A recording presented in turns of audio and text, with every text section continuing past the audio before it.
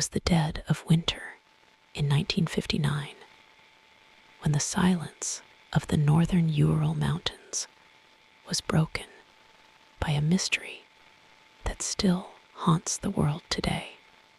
Deep within the Soviet wilderness, a group of 9 experienced hikers had vanished into the white void, leaving behind only a shredded tent and a trail of baffling clues.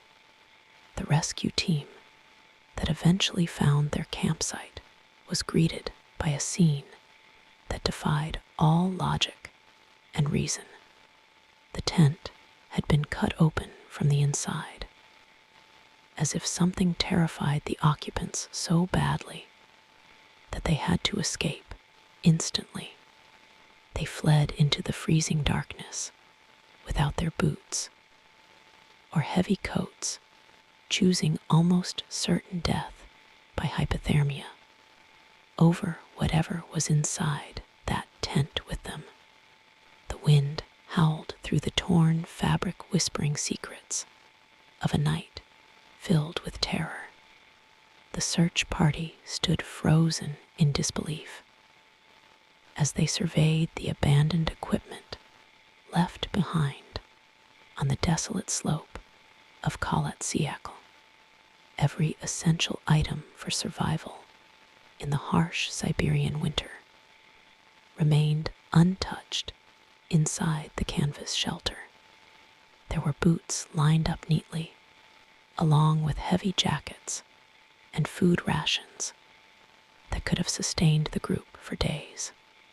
It seemed as though time had simply stopped for the hikers in a single moment of panic. The investigators found footprints leading away from the tent down the slope toward the tree line. But the prints were strange. Some were made by bare feet, while others showed only a single sock or a felt boot. The sheer desperation required to run into the snow without protection was palpable in the frozen impressions left in the ice. As the investigators followed the trail down toward the cedar forest, the sense of dread intensified with every step they took. The footprints told a story of a chaotic retreat rather than an organized evacuation. The group had not run away in different directions, but had moved together as a single unit down the mountain.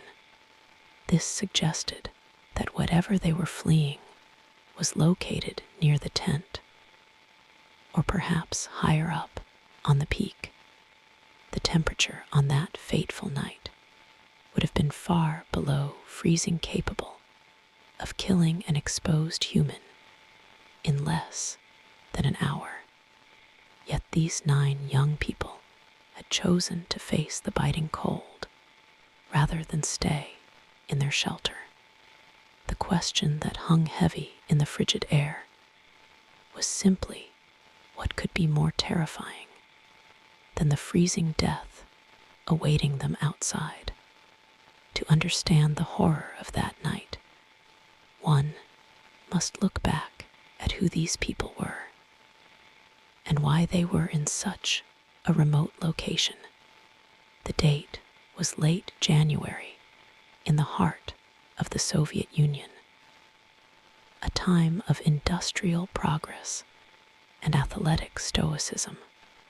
Hiking and mountaineering were popular activities among students and graduates of the Ural Polytechnic Institute. This was not a group of amateurs wandering blindly into danger, but a team of grade II hikers aiming for the highest certification available in the Soviet Union. Their leader was 23-year-old Igor Dyatlov, a talented engineer and a highly respected outdoorsman, known for his calm demeanor and meticulous planning. he had assembled a team of his closest friends for a difficult expedition across the northern Urals. The goal of their expedition was to reach Atorn, a mountain roughly 10 kilometers north of where the tragedy would eventually unfold. The route was classified as Category III, which was the most difficult rating at that time, involving hundreds of kilometers of skiing through uninhabited wilderness. Igor Dyatlov was determined to complete this journey in honor of the upcoming Communist Party Congress. The group consisted of 8 men and 2 women, all of them fit and experienced in navigating the treacherous terrain of the Russian winter. They were young and full of life, carrying cameras and diaries to document their adventure. Little did they know that these personal records would soon become the only testimony to their final days on Earth. The journey began with high spirits and a sense of camaraderie that was evident in the photographs they took during the initial days. They traveled by train and truck to the last outpost of civilization, a small settlement of geologists and lumberjacks deep in the province. The locals warned them about the harsh conditions and the legends surrounding the local mountains. But the group was undeterred. They felt invincible in their youth and experience, trusting in their equipment and their leader.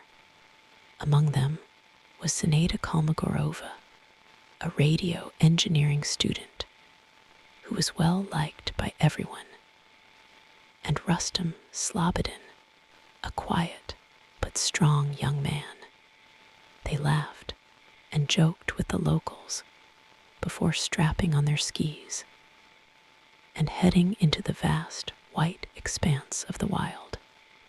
There was one member of the original group who would be spared the horrors that awaited his friends on the mountain. Yuri Yudin fell ill with joint pain and was forced to turn back just as the real trek was beginning. He hugged his friends goodbye and watched them ski away into the distance, unaware that he was seeing them for the very last time. This twist of fate haunted Yudin for the rest of his life, as he was the sole survivor only because his body had failed him before the expedition reached the point of no return. He handed his portion of the supplies to the others and returned to the village, leaving the 9 remaining hikers to face their destiny alone. The group moved deeper into the territory of the Mansi people, who were the indigenous inhabitants of the region. The Mansi had lived in harmony with these mountains for generations and respected the spiritual power of the peaks. The name Khalat Siakal translates roughly to Dead Mountain in the Mansi language, although it implies a place where nothing grows rather than a place of death. However, the hikers pushed forward, ignoring the ominous names and the increasing isolation. Their diaries from this time describe the breathtaking beauty of the snow-covered landscape and the physical challenge of breaking trail through deep drifts. They wrote about the cold nights and the warmth of their stove, singing songs together as the wind buffeted their tent. By the 31st of January, the group had reached the edge of the highland area and began to prepare for the ascent. The weather had been manageable, but was starting to show signs of deterioration as they climbed higher. The wind grew stronger, and the temperature dropped significantly, testing the limits of their clothing and endurance. Igor Dyatlov decided to make camp on the exposed slope of Khalat Siakal, rather than retreating to the safety of the forest below. This decision has been debated by experts for decades, with some arguing it was a training exercise to practice sleeping on an incline, while others believe they were trapped by worsening visibility and had no choice but to stop. The diaries end on the evening of February, first giving us a glimpse into their final hours of normalcy. They set up their large canvas tent on the slope, digging into the snow to create a flat platform. They ate a meal of cured ham and crackers, cracking jokes about the local area and their own hiking skills. One of the hikers fashioned a satirical newspaper titled The Evening Autumn, which poked fun at the group and their adventures. The mood seemed light-hearted despite the howling wind outside. They removed their wet boots to dry them and changed into sleepwear, settling down for what they thought would be another cold but routine night in the mountains. Darkness fell over the Ural Mountains, bringing with it a deep and penetrating cold that settled over the slope. Inside the tent, the 9 hikers were packed closely together for warmth, drifting off to sleep. Outside, the wind whipped snow against the canvas, creating a rhythmic drumming sound that usually lulled them to rest. But sometime during the night, something happened that shattered their peace and triggered a primal panic. It was not a gradual realization of danger, but a sudden and catastrophic event that compelled them to destroy their only shelter. The forensic analysis would later show that the tent was slashed open with a knife from the inside in multiple places, creating large exit holes. Chaos erupted in the cramped space as the hikers scrambled over each other to get out into the night. They did not take the time to lace up their boots or grab their jackets or blankets.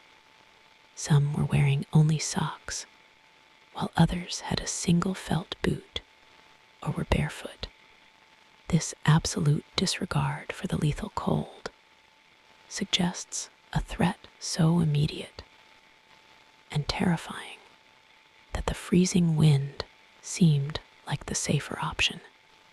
They spilled out onto the snowy slope, disoriented and terrified, grouping together in the darkness.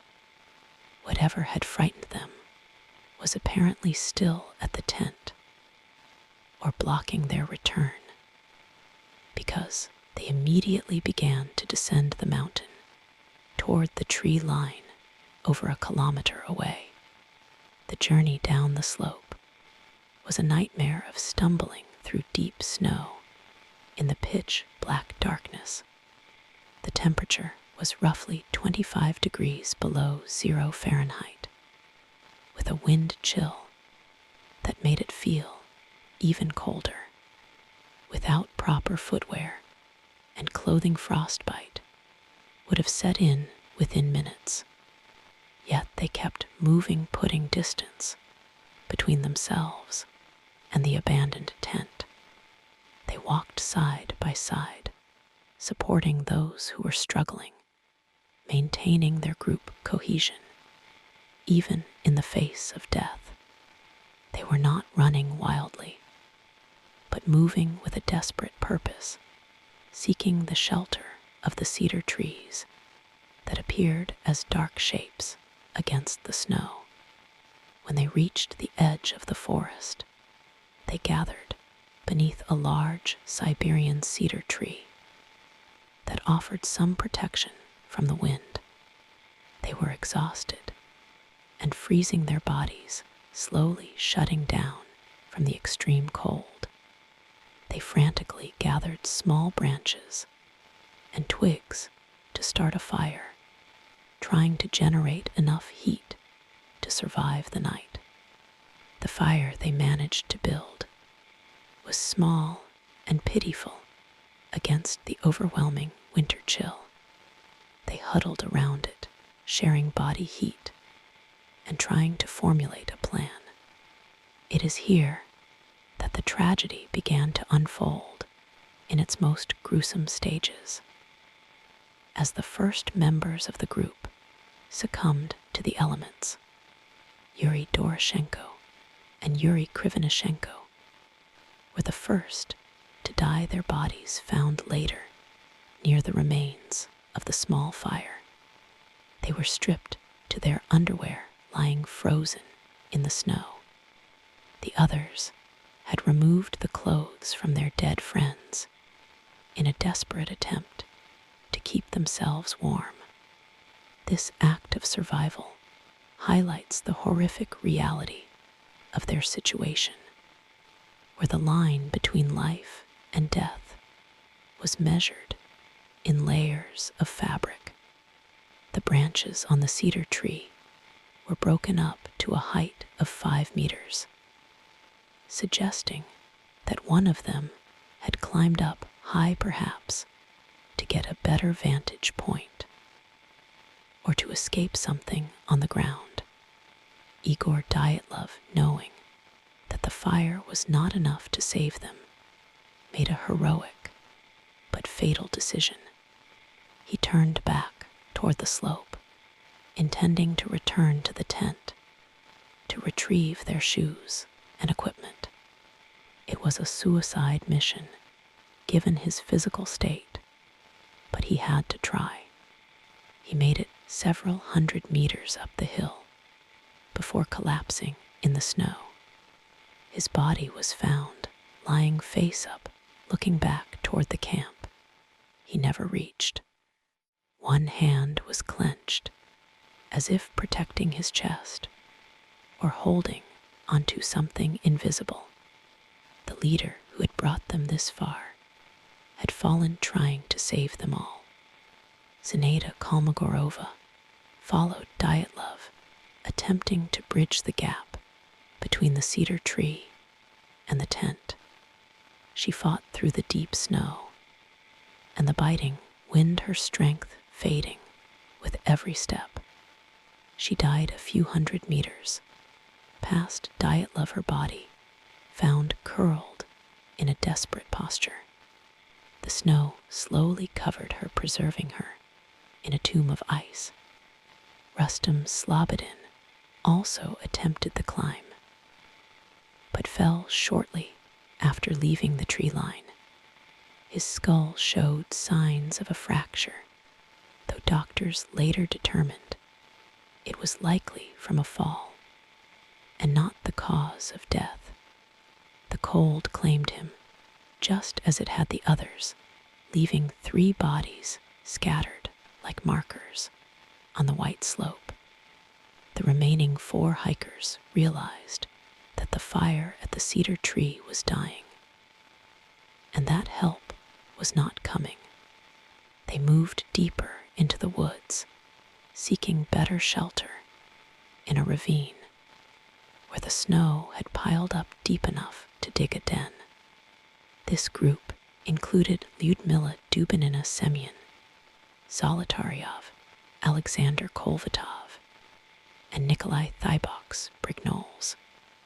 They were better dressed than the others, having taken the clothes from the bodies at the fire.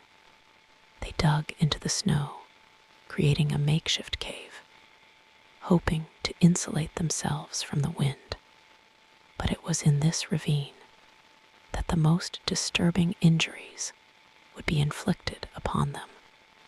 Weeks passed before the families of the hikers raised the alarm, realizing the group had not sent the scheduled telegram upon their return.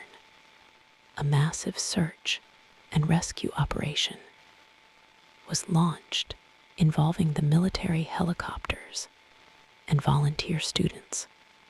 The first discovery was the tent found half buried in snow on February 26th.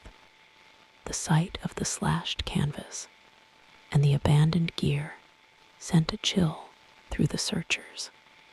They knew immediately that something terrible had happened. The first bodies were found the next day at the cedar tree, frozen solid and dusted with snow.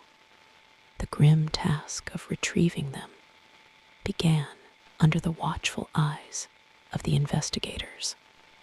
As the snow melted in May, the last 4 bodies were finally discovered deep in the ravine, buried under 4 meters of snow.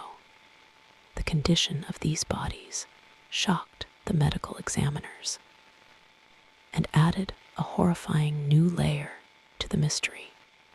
Unlike the others who had died simply of hypothermia, these 4 had sustained massive internal injuries. Nikolai Thibox Brignoles had a major skull fracture that would have rendered him unconscious instantly. Lyudmila Dubinina and Semyon Zolotaryov had severe chest fractures with ribs broken in a way that resembled the impact of a car crash.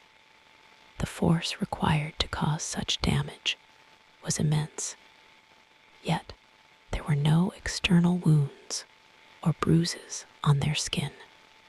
The horror deepened when the coroner examined Lyudmila Dubinina more closely. She was missing her tongue, her eyes, and part of her lips, along with facial tissue. Semyon Zolotaryov was also missing his eyes. While some explanations point to scavenger activity in the months they lay exposed, the nature of the injuries fueled endless speculation. The autopsy report stated that the force that caused the fractures was compelling and natural, yet no one could explain what natural force strikes with such precision and power. The lack of soft tissue, combined with the crushed bones, painted a picture of extreme violence that the simple explanation of an avalanche struggled to address. Strange details began to emerge from the investigation that did not fit a standard accident profile. Traces of radiation were found on the clothing of some of the hikers, particularly those found in the ravine. The levels were low, but present enough to raise questions about what they had encountered. Furthermore, the skin of the hikers was noted to have a deep reddish-orange tint, and their hair had turned gray, according to some family members who saw them in their coffins. These details were largely suppressed or explained away by authorities, but they lingered in the minds of those who saw the bodies. During the funerals, the atmosphere was tense and filled with whispers. The authorities hurried the process, urging families to bury their dead quickly in closed caskets. The secretive nature of the Soviet government fueled rumors that something involving the military had occurred. Some believed the hikers had stumbled upon a secret weapons test, while others thought they had been eliminated to keep a secret. The investigation was abruptly closed in May 1959, with the official conclusion that the hikers had died as a result of a compelling natural force.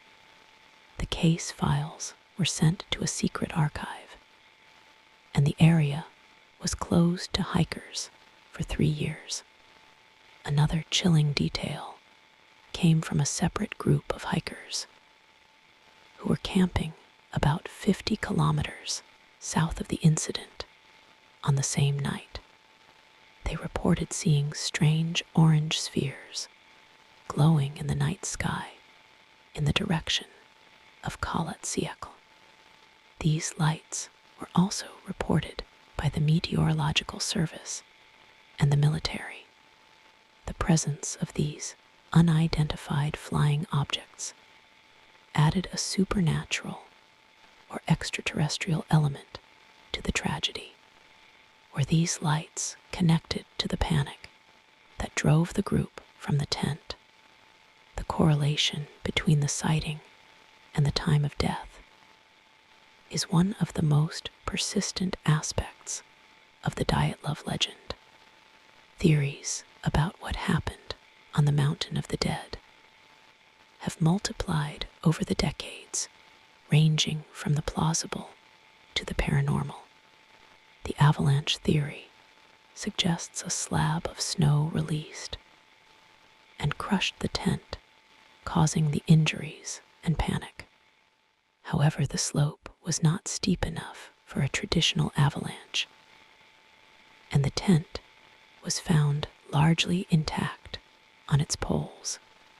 The footprints leading away were also preserved, which would not be the case if an avalanche had occurred. The paradoxical undressing theory suggests that hypothermia caused the hikers to feel irrationally hot, causing them to strip. But this does not explain the traumatic injuries. Some researchers have looked to the local Mansi folklore for answers. There were legends of a menk, or a forest giant similar to the Yeti, that guarded the mountains. The idea that a large creature frightened the hikers and caused the crushing injuries gained traction in cryptozoology circles. However, there were no tracks of any other beings found at the site. The snow around the tent only held the prints of the 9 hikers. If a creature had attacked it, left no physical trace of its presence other than the broken bodies of the victims. Infrasound is another scientific theory that attempts to explain the irrational panic. It is possible that the wind blowing over the specific topography of the mountain created a low-frequency sound wave that is inaudible to the human ear, but causes feelings of nausea, dread, and terror. This could explain why they slashed the tent and ran without an external attacker being present. The vibrations could have induced a waking nightmare, causing them to hallucinate or feel an overwhelming urge to flee. But infrasound cannot explain the crushed ribs and fractured skulls found in the ravine.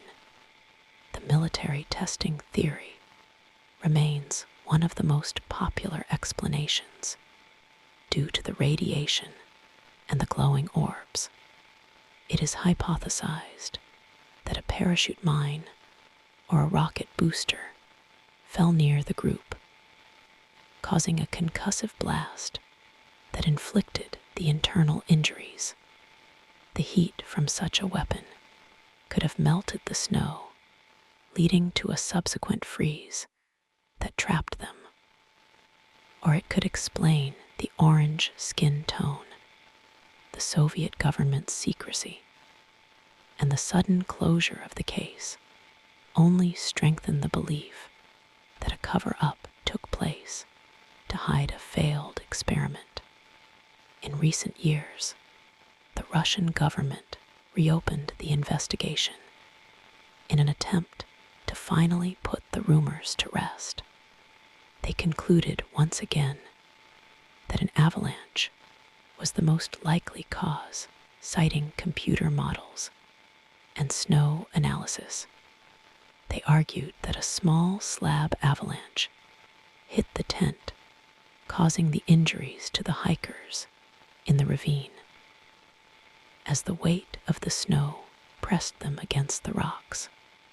While this satisfies the official record, it fails to satisfy the countless independent researchers who point out the inconsistencies, the lack of avalanche debris, and the orderly evacuation pattern still haunt the official narrative.